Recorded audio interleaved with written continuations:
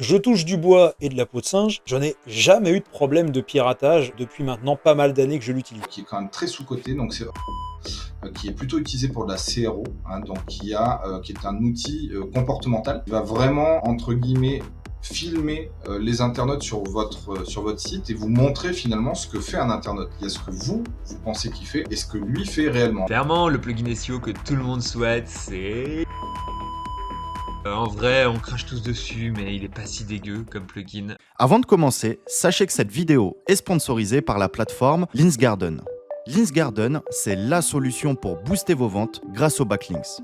Cette plateforme vous propose 3 services pour vous faire gagner du temps et vous apporter le meilleur retour sur investissement. Vous pouvez bénéficier d'une assistance pour trouver les meilleurs sites adaptés à vos besoins.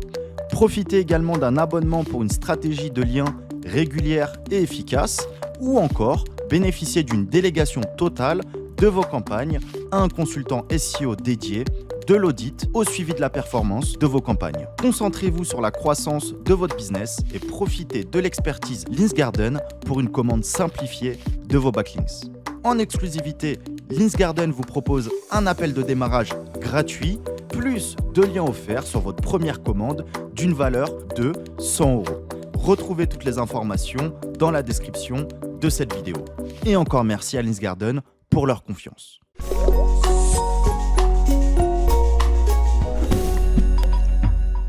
Quel plugin est indispensable pour la sécurité de ton site WordPress? Sécuriser son site WordPress, c'est vraiment quelque chose d'indispensable. Et pour moi, il y a 2 plugins qui sont vraiment essentiels. Le premier, c'est WordFence, qui est gratuit, qui est un firewall qui va bloquer en fait tous les intrus à la porte. Donc WordFence, gratuit, facile à configurer. Et le deuxième, je sais qu'on n'en demande qu'un, mais il me paraît vraiment essentiel aussi parce qu'il est gratuit.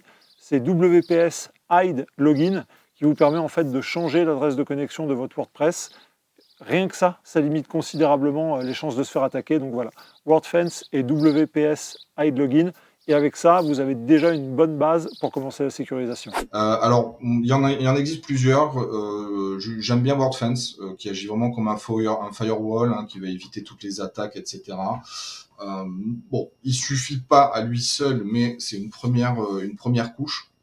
Donc, je recommande. Également Updraft Plus, avec une sauvegarde délocalisée. Hein. Si vous utilisez le plugin par défaut, vous allez faire des sauvegardes sur votre propre serveur.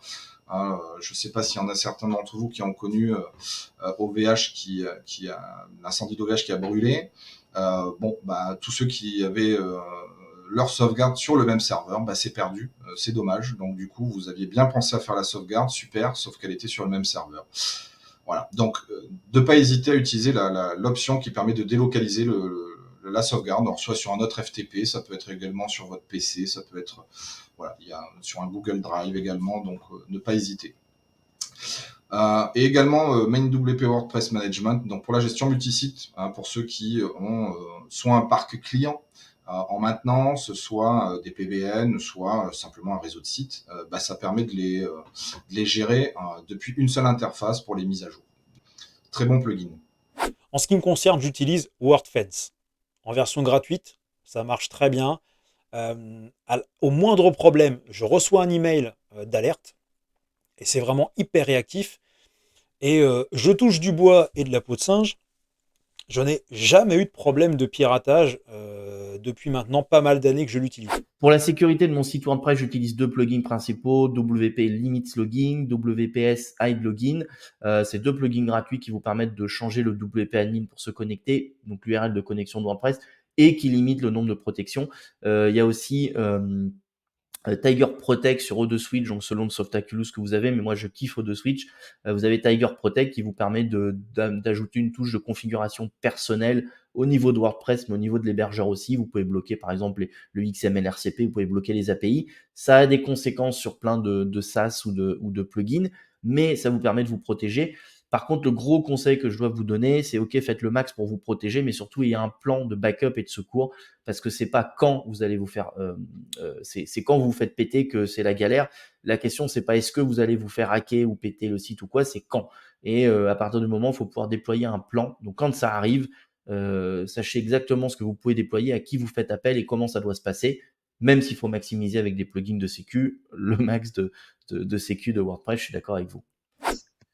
Alors pour la sécurité du WordPress, et là, je tire l'information pas uniquement de mon expérience, mais du speak de Julien Gadano au Annecy Web 2024. C'est clairement WordFence. WordFence en gratuit, il permet d'avoir une sécurité qui est extrêmement bonne. Il suffit juste de créer une licence gratuite avec ça en mail, mais en gros, ça marche très simplement et ça permet de couvrir 90% des problèmes. Vous ajoutez à ça une petite couche de Cloudflare, qui est pas directement un plugin WordPress, mais qui est un autre système qui va venir par-dessus via les DNS. Et vous avez un site qui est plus sécurisé que 95% des autres WordPress à mon avis. Donc ça c'est extrêmement agréable. Et s'il y avait qu'un seul plugin de sécurité, ça serait WordFence. Un deuxième que j'aime bien, c'est Really Simple SSL, qui est assez efficace, qui est pas vraiment de la sécu, mais kinda un peu quand même. Donc voilà, je recommande clairement ça. Il y a d'autres plugins qui sont intéressants, mais s'il y en a que deux, je garderai que ces deux-là. Et il y a aussi le fait de limit login reloaded attempted, je crois, c'est un truc comme ça. Bref, ça limite le nombre de fois où on peut essayer de se log. À la rigueur, celui-là est intéressant aussi. Mais honnêtement, WordFence, c'est pour moi au-dessus de tout le reste. En plugin gratuit notamment et en plugin sécurité. Alors, en ce qui me concerne, je n'utilise tout simplement pas de plugin de sécurité car j'utilise en effet Ocopo, qui est un WordPress en fait que j'ai moi-même personnalisé et qui comporte absolument tout ce dont j'ai besoin en termes de sécurité, tout simplement. Quel plugin recommandes-tu pour le marketing de ton site WordPress?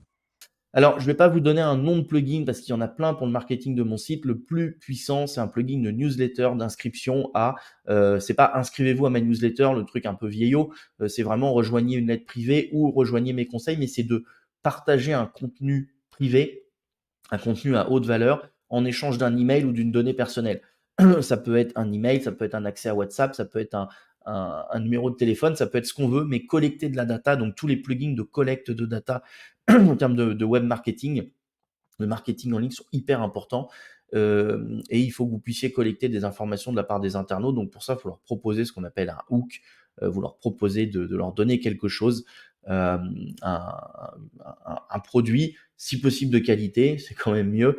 Et vous allez collecter de la data personnelle. Après, voyez comment vous allez engager avec votre communauté sur cette data, mais ça peut être envoyer un email de bienvenue, ça peut être de temps en temps partager des informations, partager des vidéos privées, donner des ressources en exclusivité ou en avance aux gens. Bref, il y a plein d'idées, mais pensez à garder un lien avec votre communauté. Alors, c'est pas vraiment un plugin, mais pareil, c'est quelque chose qu'on utilise, enfin qu'on entend peu parler, qui est quand même très sous-coté. Donc c'est Hotjar, qui est plutôt utilisé pour de la CRO, hein, donc qui est un outil comportemental qui va vraiment entre guillemets filmer les internautes sur votre site et vous montrer finalement ce que fait un internaute. Il y a ce que vous pensez qu'il fait et ce que lui fait réellement. Et Hotjar vous permet de bien suivre exactement ce que fait votre client, où il clique, etc. Donc vous avez les cartes de chaleur de clic, de scroll et de mouvement. Vous verrez souvent des choses assez intéressantes, comme des clics qui n'ont pas lieu d'être, ou des endroits sur lequel ils ne vont pas.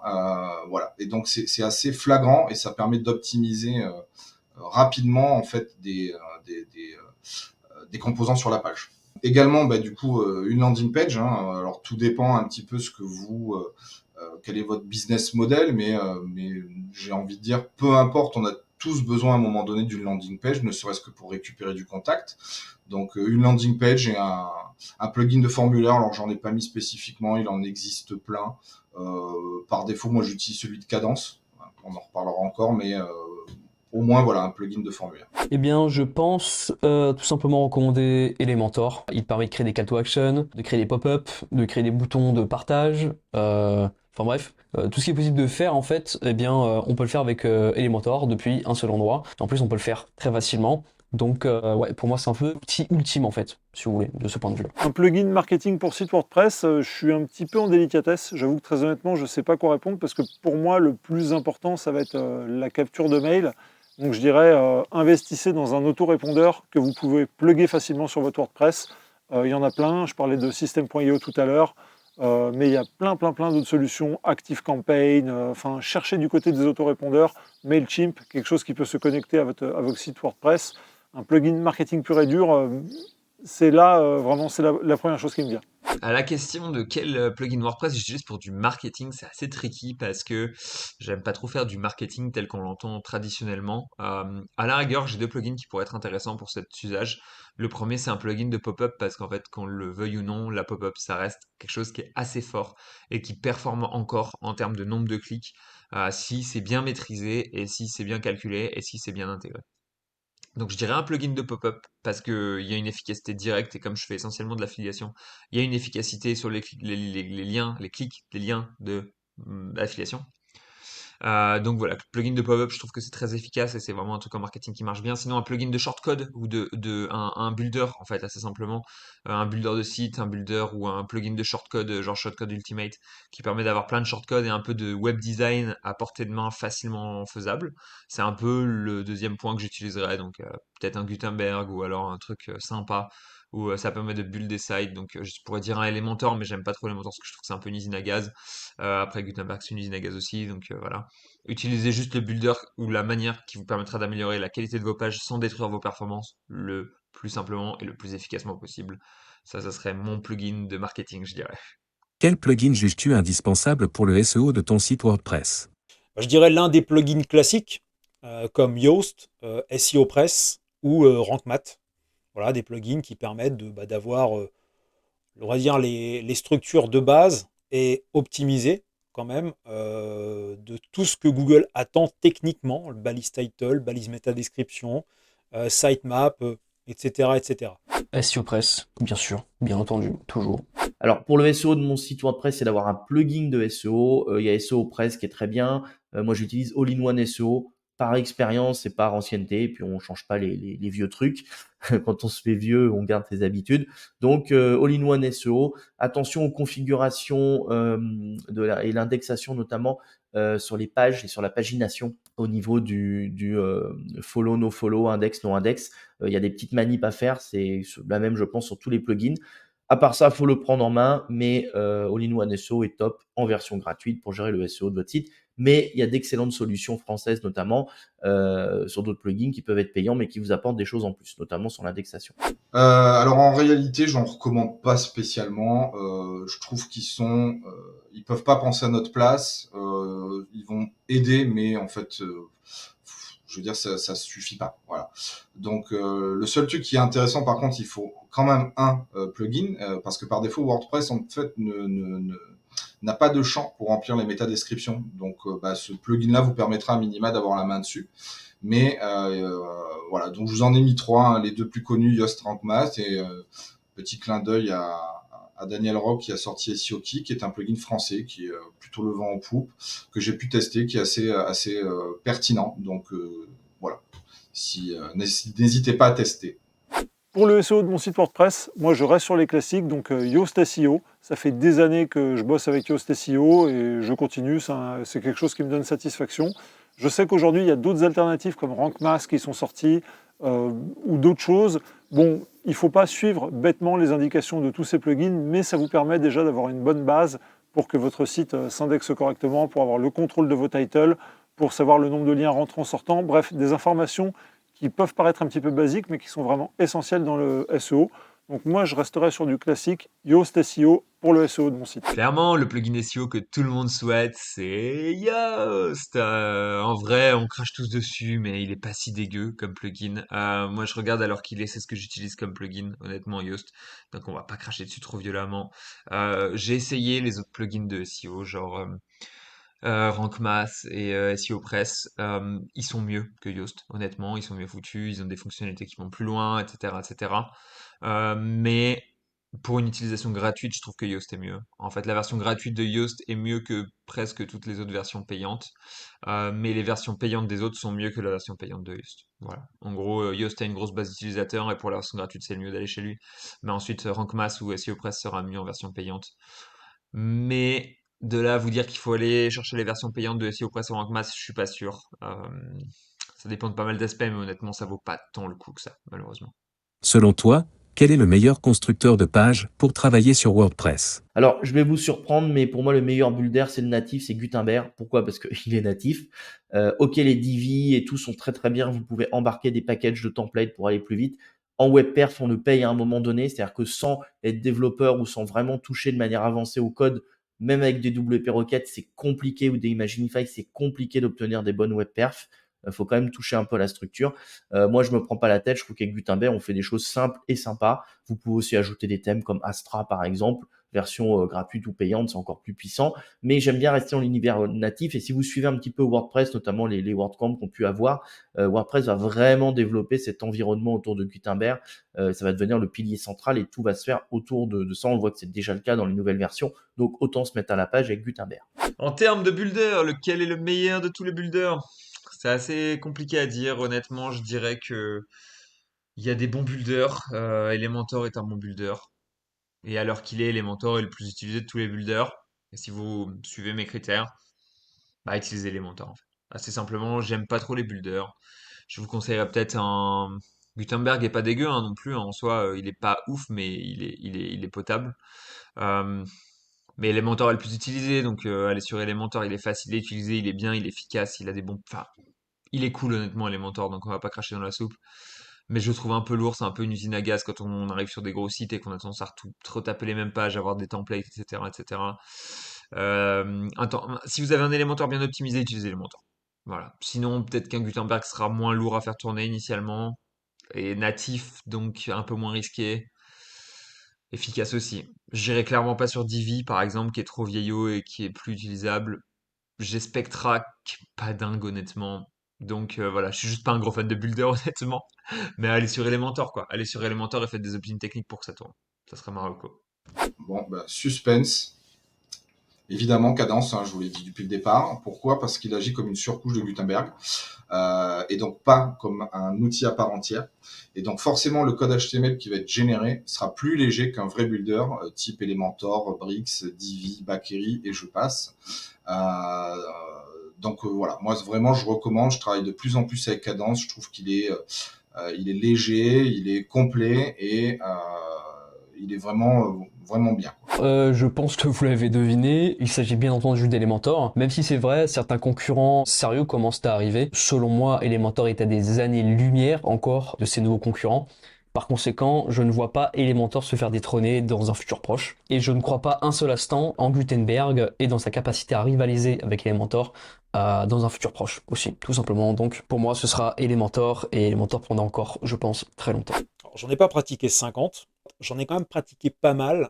Et ceux que je préfère, ça reste Elementor et Gutenberg. J'aime beaucoup le constructeur natif de WordPress.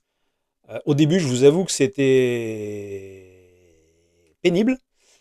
Mais maintenant que je le maîtrise, je fais vraiment des trucs très sympas. Et l'avantage, c'est qu'en termes de perf, ça fonctionne très bien. Pour moi, le meilleur constructeur de page, c'est Elementor. Il est gratuit, il est super simple à prendre en place. Je sais qu'avec d'autres constructeurs du type Divi, Beaver, ce genre de choses, on peut faire de super choses, mais qui sont beaucoup plus techniques et compliquées à mettre en place. Encore une fois, hein, on garde en tête que la majorité de notre trafic va venir des sites mobiles et que sur le site mobile, le design d'un site, vraiment, on s'en fout pas mal. Donc il faut qu'on ait des sites qui soient rapides à mettre en place. Et je trouve que le côté glisser-déposer d'Elementor avec les blocs qui sont déjà faits sur la version de base sont suffisants. Et on peut d'ailleurs, pourquoi pas, investir dans la version Pro qui donne accès à beaucoup plus de briques, à des choses un petit peu plus complexes. Mais déjà, Elementor de base fait bien le boulot. Et d'ailleurs, je trouve que les progrès qu'a fait WordPress avec Gutenberg sont vraiment chouettes. Et je trouve que l'éditeur par bloc Gutenberg de base est pas mal et permet déjà de s'en sortir, même si ma préférence va à Elementor.